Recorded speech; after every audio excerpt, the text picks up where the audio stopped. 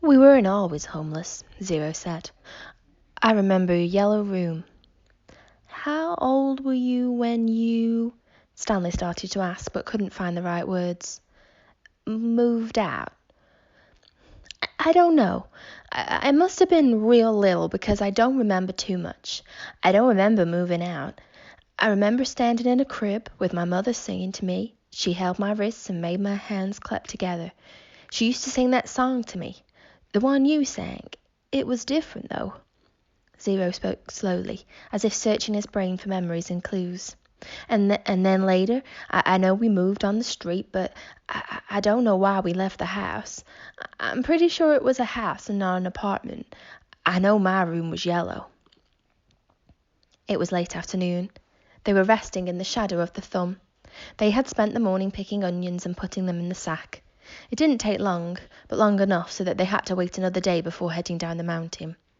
They wanted to leave at the first hint of daylight, so they'd have plenty of time to make it to Camp Green Lake before dark. Stanley wanted to be sure he could find the right hole.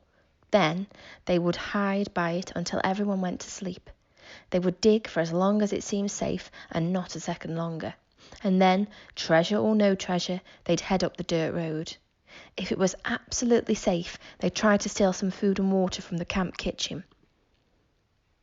I'm good at sneaking in and out of places, Zero had said. Remember, Stanley had warned, the door to the rec room squeaks. Now he lay on his back, trying to save his strength for the long days ahead. He wondered what happened to Zero's parents, but he didn't ask. Zero didn't like answering questions. It was better to just let him talk when he felt like it. Stanley thought about his own parents. In her last letter, his mom was worried that they might be evicted from their apartment because of the smell of burning sneakers. They could easily become homeless as well. Again, he wondered if they'd been told that he ran away from camp. Were they told that he was dead? An image appeared in his head of his parents hugging each other and crying. He tried not to think about it. Instead, he tried to recapture the feelings he'd had the night before, the inexplicable feeling of happiness, the sense of destiny.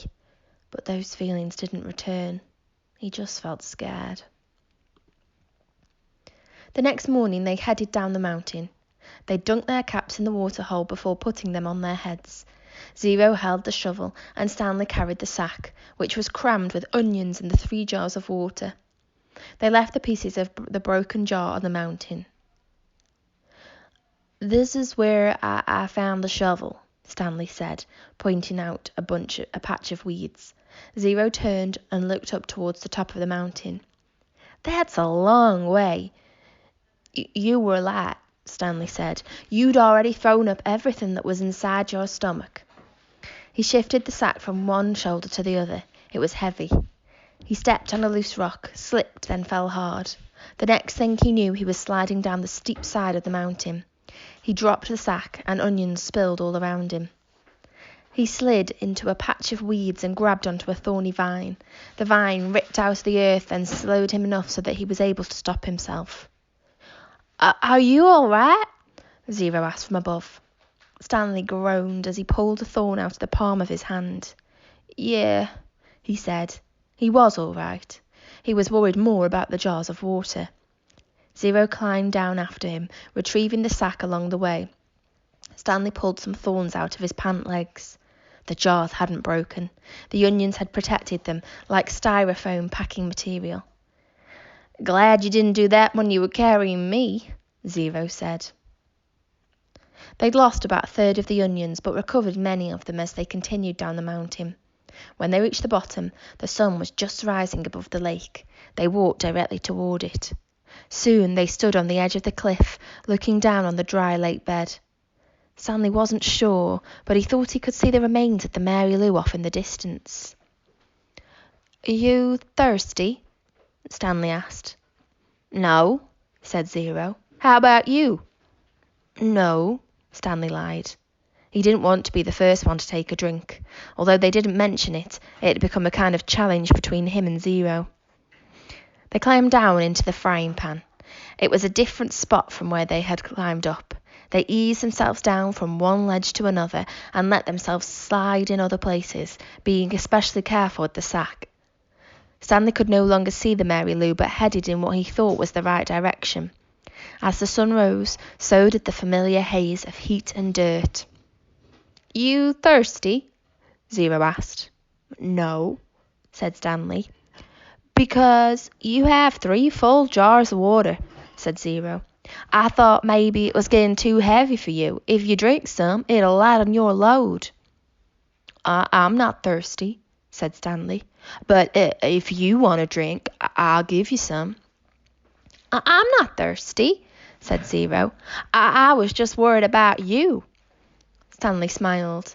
"I'm a camel," he said. They walked for what seemed like a very long time, and still never came across the Mary Lou. Stanley was pretty sure they were heading in the right direction. He remembered that when they left the boat, they were headed towards the setting sun. Now they were headed towards the rising sun. He knew the sun didn't rise and set exactly in the east and west, more southeast and southwest, but he wasn't sure how that made a difference. His throat felt as if it was coated with sandpaper. "Are you sure you're not thirsty?" he asked.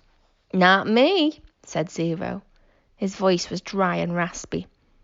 When they did finally take a drink, they agreed to do it at the same time. Zero, who was now carrying the sack, set it down and took out 2 jars, giving one to Stanley. They decided to save the canteen for last, since it couldn't break accidentally. "You know, I'm not thirsty," Stanley said as he unscrewed the lid. "I'm just drinking so you will." "Well, I'm just drinking so you will," said Zero. They clinked the jars together and, each watching the other, poured the water into their stubborn mouths. Zero was the first to spot the Mary Lou, maybe a 1/4 mile away and just a little off to the right. They headed for it. It wasn't even noon yet when they reached the boat. They sat against the shady side and rested. I don't know what happened to my mother," Zero said. She left and never came back." Stanley peeled an onion. "She couldn't always take me with her," Zero said. "Sometimes she had to do things by herself." Stanley had the feeling that Zero was explaining things to himself. "She let me wait in a certain place for her. When I was real little, I had to wait in small areas, like on a porch step or a doorway. 'Now don't leave here until I get back,' she'd say. I never liked it when she left. I had a stuffed animal, a little giraffe, and I'd hug it the whole time she was gone. When I got bigger, I was allowed to stay in bigger areas, like stay on this block or don't leave the park. But even then, I still held Jaffy." Stanley guessed that Jaffy was the name of Zero's giraffe. "And then one day, she didn't come back," Zero said. His voice sounded suddenly hollow. I waited for her at Laney Park."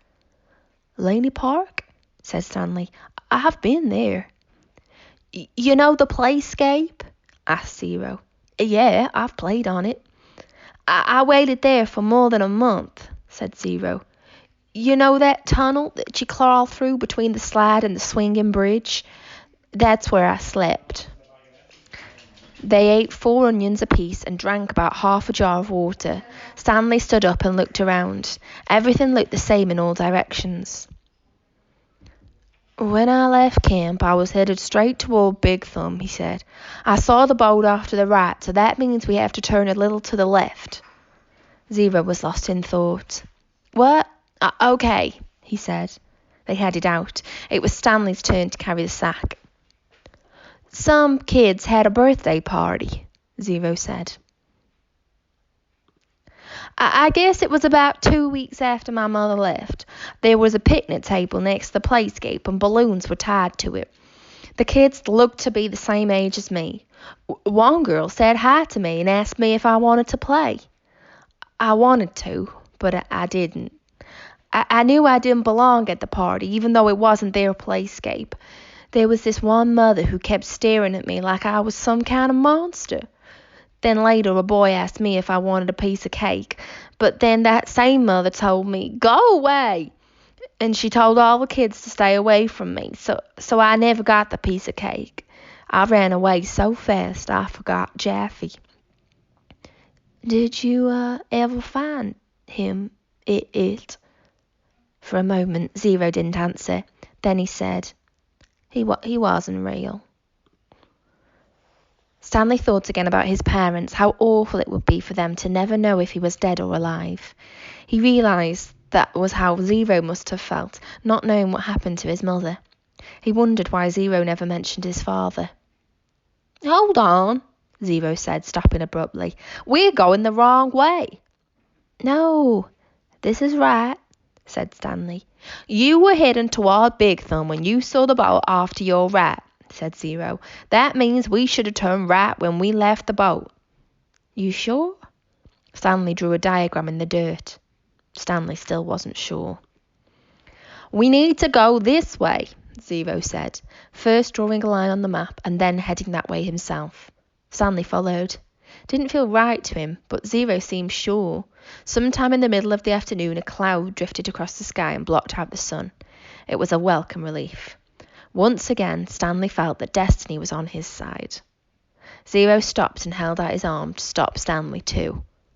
Listen, Zero whispered. Stanley didn't hear anything.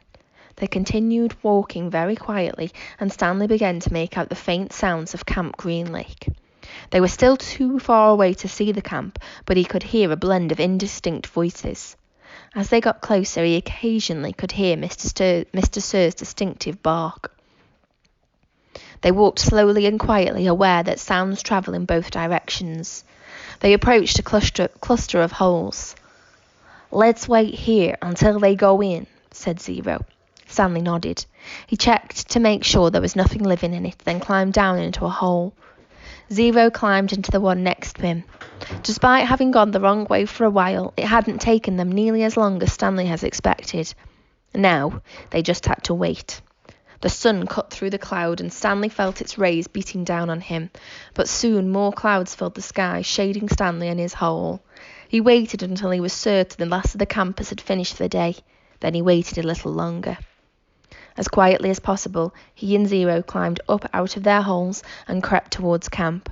Stanley held the sack in front of him, cradled in his arms instead of over his shoulder, to keep the jars from clanking against each other. A wave of terror rushed over him when he saw the compound, the tents, the rec room, the warden's cabin under the 2 oak trees. The fear made him dizzy. He took a breath, summoned his courage, and continued.